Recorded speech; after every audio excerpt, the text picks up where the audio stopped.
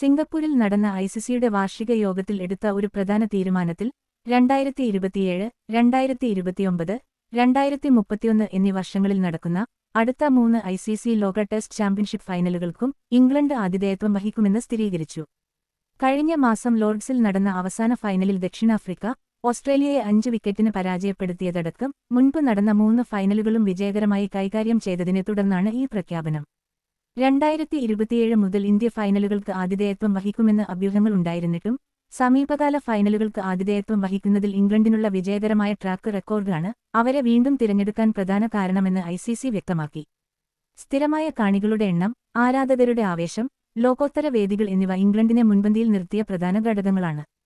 ഈ തീരുമാനം ടെസ്റ്റ് ക്രിക്കറ്റിനുള്ള ശക്തമായ ആഭ്യന്തര പിന്തുണയും അന്താരാഷ്ട്ര ആരാധകരെ ആകർഷിക്കാനുള്ള ഇംഗ്ലണ്ടിന്റെ കഴിവും പ്രതിഫലിക്കുന്നതായി England and Wales cricket board chief executive Richard Gould പറഞ്ഞു.